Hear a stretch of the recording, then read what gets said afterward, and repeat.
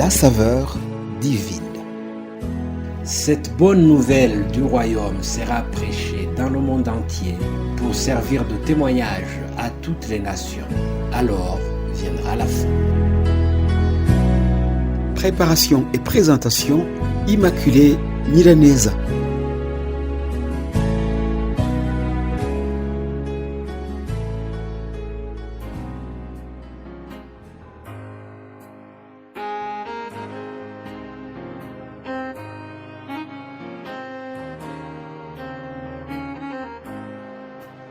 Shalom, shalom, bien-aimés de Dieu, ma très chère famille, saveur divine.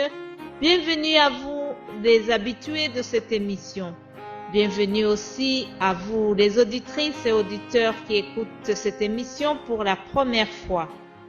Gloire à Dieu qui vous donne la faim et soif de la parole. Gloire à Dieu qui me donne également les facultés de pouvoir vous apporter chaque matin les nouvelles venant du ciel. Nous voilà déjà mercredi. C'est encore une journée que l'Éternel a faite, qu'elle soit pour nous un sujet d'allégresse et de joie. Psaume 118, verset 24, une parole que vous connaissez déjà par cœur, je l'espère. Nous devons parler à Dieu en utilisant son langage. Ce dernier, on le trouve dans sa parole. Alors, que nous dit la parole? Elle nous dit que les bontés de l'Éternel ne sont pas épuisées, elles se renouvellent chaque matin.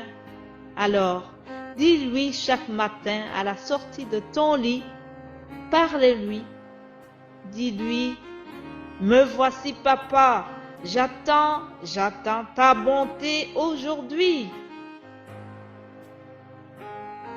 Je vais vous faire une confidence. Notre fils qui a 11 ans a tellement confiance en son père et des fois il lui demande des choses au-delà de nos moyens. Pourquoi? Tout simplement parce que pour lui, son papa est un Superman qui a tout et qui fait tout. Ma sœur, mon frère, réjouis-toi car notre Père Céleste est plus que le Superman. Il est au-dessus des pères biologiques, il est au-dessus des trônes, il est au-dessus de toute puissance, toute création et toute domination. Alléluia. Continuons notre thème de cette semaine qui est « Bénis l'Éternel, mon âme ». C'est basé sur le psaume 103.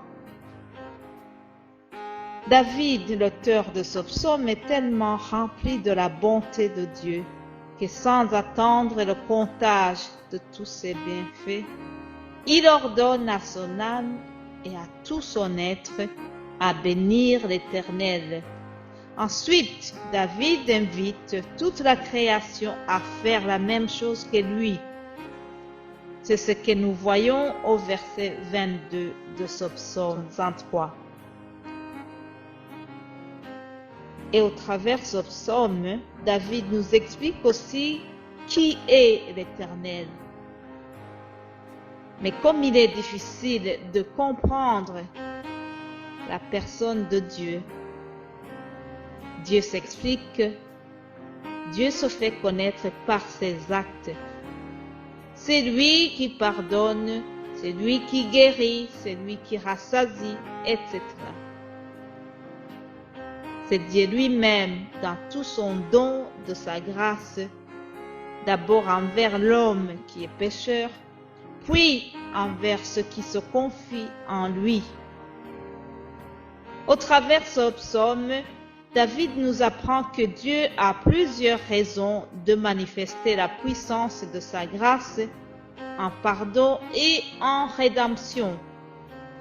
Il le fait parce qu'il est infiniment bon, il est miséricordieux, il est Dieu. Alléluia. Il le fait aussi pour que nous, ses enfants, nous soyons heureux et que notre bonheur produise une louange éternelle Alléluia. Chers amis, je vous invite à faire une courte prière en terminant ce message. Seigneur, nous sommes tous ensemble, éparpillés dans les 4 coins du monde, mais unis par ton Saint-Esprit. Nous venons pour faire une nouvelle alliance avec toi aujourd'hui. Que chacun de nous dise: je chanterai toutes les bontés de l'Éternel, ma bouche fera connaître sa fidélité à jamais. Alléluia. Chers amis, c'est sur ce psaume 89 que je vous quitte et j'aurai la joie de vous retrouver demain pour une autre saveur divine. Vous êtes bénis et passez une excellente journée au nom de Jésus-Christ. Amen.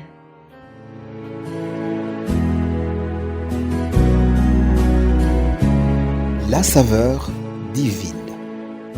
Cette bonne nouvelle du royaume sera prêchée dans le monde entier pour servir de témoignage à toutes les nations. Alors viendra la fin. Préparation et présentation, Immaculée Milanesa.